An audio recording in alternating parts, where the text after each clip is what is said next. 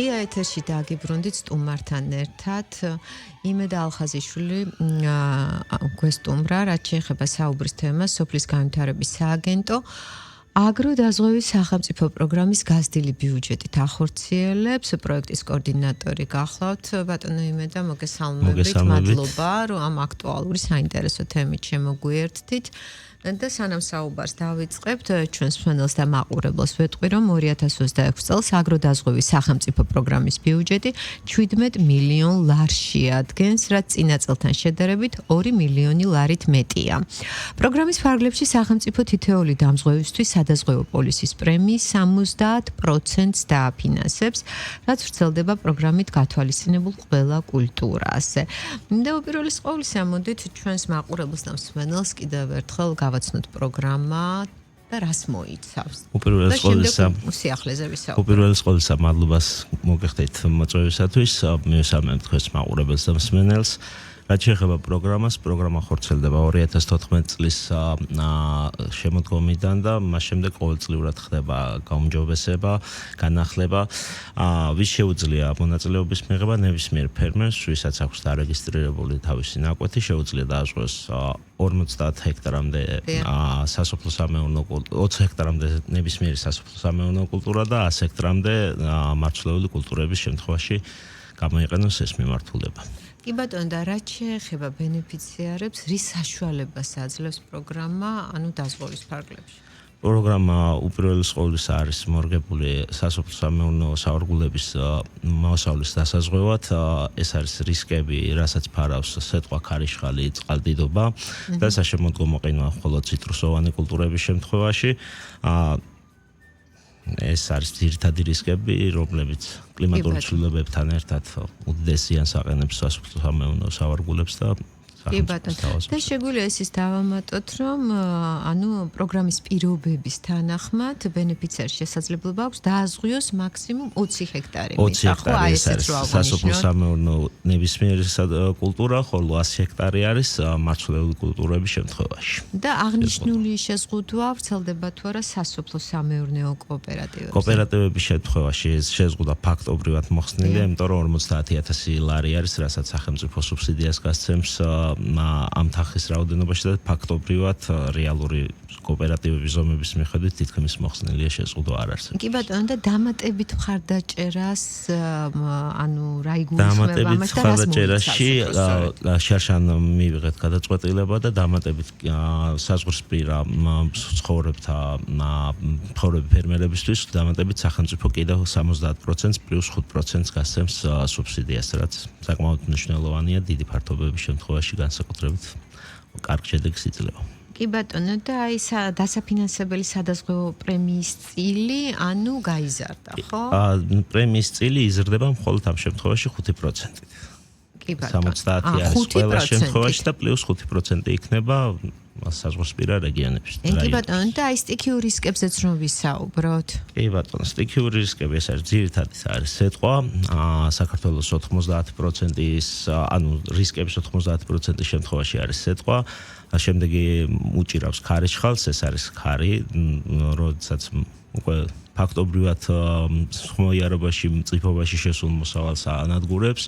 წყალდიდობის რისკიც საკმაოდ მნიშვნელოვანი არის რიგ რეგიონებში და რიგ რაიონებში და არის საშემოდგომო ყინვა ციტრუსის შემთხვევაში, როცა ფაქტობრივად უკვე მის მიღებული მოსავალი საშემოდგომო ნაადრევი ყინვა დაარტყავს და ეს მოსავალი ხშირ შემთხვევაში ნულდება და მთელი წლის შრომა წყალში იღრება.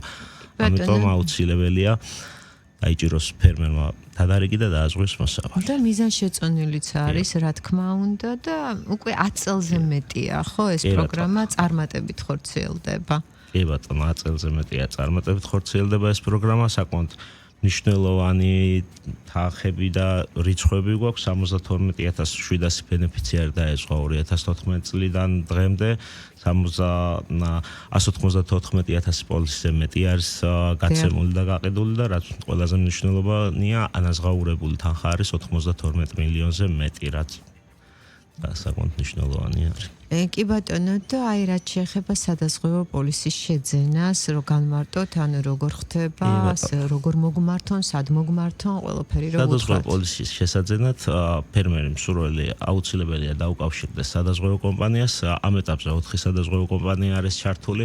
სადაზღვევო კომპანიების ინფორმაცია შეგიძლიათ იხილოთ ჩვენს ვებგვერდზე rda.gov.g და აგრეთვე თუ ხელმისაწვდომი არ არის ვებგვერდი, შესაძლებელია დაერგოთ ჩვენთან ხელხაზზე 1501 და ამის შესახებ მიიღებს ფერმერი ინფორმაციას. კი ბატონო, და აი მომართვიანობა როგორია, წლიდან წლამდე იზრდება თუ არა? წლიდან წლამდე მომართვიანობა სტაბილურად მზარდი არის მცირედი შეფერხებები ხოლმე, იმიტომ რომ დაზღვევა მაინც ჯერ კიდე ახალ კულტურად ითვლება, ახალ მიმართულებად ითვლება ფინანსურ ინსტიტუტებს შორის. თუმცა მზარდი არის და აგრეთვე ძალიან მნიშვნელოვანია, რაც ცოტა ციფრებში სხვანაირად ჩანს, როდესაც მაღალღირებული კულტურების დაზღვევა, მათ შორის მაგალითად მოცვის დაზღვევა, რომელიც ქვეყანაში საერთოდ არ არსებობდა წლების განმავლობაში, ნელ-ნელა მატულობს ასეთი მნიშვნელოვანია ნუშის დაზღვევა, რომელიც ახალი პროდუქტებივით შემოდის ჩვენ მქონდა დაზღვევის პროდუქტი, თუმცა მოთხოვნა ნაკლები იყო და აი ბოლო წლებში ეს ტენდენცია უფრო ძვირადღირებული კულტურების დაზღვევის და რეგიონების გაშლის უკვე ჩანს. კი ბატონო, ზოგადად, როდესაც აი აგროდაზღვევაზე ვსაუბრობთ, საერთაშორისო გამოცდილება როგორია და თუ იზიარებთ? საბედნიეროდ გვაქვს შესაძლებლობა სხვადასხვა ქვეყანასთან, სხვადასხვა სადაზღვევო სისტემებთან ურთიერთობის, ბოლო წლების განმავლობაში, მათ შორის ესპანეთთან, ბოლო რამდენიმე დღის წინ თურქეთის სახელმწიფო დაზღვევის სისტემასთან მქონდა შეხვედრა. ყოველ წლიურად ვცდილობთ, რომ პროდუქტები გავაუმჯობესოთ, ავიღოთ საუკეთესო პრაქტიკა სხვადასხვა მიმართულებიდან, იმიტომ რომ გამოცდილება მსოფლიოში საკმაოდ მაღალია, საკმაოდ ძლიერ ქვეყნებსაც კი უჭირთ აგროდაზღვევის აწევა იმ დონეზე, როგორც თუნდაც ჩვენ გვაქვს, თუმცა ჯერ გასაკეთებელი ამ მიმართულებაში ძალიან ბევრი გვაქვს, ძალიან ბევრი ნაბიჯია გადასადგმელი და იმედი გვაქვს ყველაფერი კარგად. კი ბატონო, და თქვენ ბრძანდებით პროექტის კოორდინატორი და ზოგადად რაც შეეხება სპეციალისტებს, ანუ ეს დარგი რამდენად პოპულარულია? სპეციალისტების მიმართულებით საკმაოდ დეფიციტური არის ამ დღესდღეობით რეალურად ზარალის შემფასებელების დეფიციტი, იმიტომ რომ თვითონ სპეციფიკას მოითხოვს არა მხოლოდ თქვათ დაზღვევის მცოდნე იყოს ან აგრომიმართულების, ანუ ორმაგი სპეციალისტი გვჭირდება ამ მიმართულებით, უნდა იყოს აგრომიმართულების სპეციალისტი, უნდა იყოს აგროდაზღვევაში გარკვეული და შესაბამისად ეს მიმართულება საკმაოდ დეფიციტურია. თუმცა სადაზღვევო კომპანიები ყოველწლიურად ახერხებენ ტრენინგების ჩატარებას, გამოცხადებული აქვთ მუდმივად ღია ვაკანსიები და ნელ-ნელა ხდება ეტაპობრივად ამ ძალიან კარგი და ზოგადად რაც შეეხება აგროდაზღვევას, ეს არის თუ არა სოფლის მეურნეობის განვითარების ერთ-ერთი პიროვნება, ფაქტორი. ზოგადად დაზღვევა ფინანსური ინსტიტუტი არის, რომელიც არის ნებისმიერ თემაში გადარჩენის საშუალება. თუ არ იქნება დაზღვევა, მდგრად განვითარებაზე საუბარი ნებისმიერ მიმართულებაში შეუძლებელია და მათ შორის ისეთ მიმართულებაში, სადაც ფაქტობრივად 90%-ზე მეტი წარმოების არის ღიაცის ქვეშ და დამოკიდებული არის ფერმერი თუ გლეხი ამინძზე, ამიტომ დაზღვევის მექანიზმი არის ერთ-ერთი უმნიშვნელოვანესი. კი ბატონო, რამეს ხომ არ დაამატებდით? დავამატებდი მხოლოდ იმას, აუცილებლად ვეცადოთ, ეხლა არის სეზონის ფაქტობრივად დასაწყისი, მიუხედავად იმისა, რომ დაზღვევა არ წყდება, პოლისების გაყიდვა ფერმერს შეუძლია რეალურად შემოდგომაზე დააზღვევოს მომავალი წლის მოსავალი, მიუხედავად ამისა, ეხლა დღეს ხვალ იწყება უკვე ესეთი აქტიური გაყიდვების პიკში შევდივართ და დაიჭირეთ თადარიგი და დააზღვევთ მოსავალი. ბატონო, და ყველას უსურვოთ წარმატებები, ძალიან დიდი მადლობა. ჩვენი ვისაუბრეთ სოფლის განვითარების სააგენტოს აგროდაზღვევის სახელმწიფო პროგრამის შესახებ. გაზრდილი ბიუჯეტით ხორციელდება ეს პროგრამა და ამ თემასთან მიმართებაში ჩვენი სტუმარი იყო იმედა ალხაზიშვილი, პროექტის კოორდინატორი. მადლობა და წარმატებებით, სიახლეებით გელოდებით. კარგად ბრძანდებოდეთ.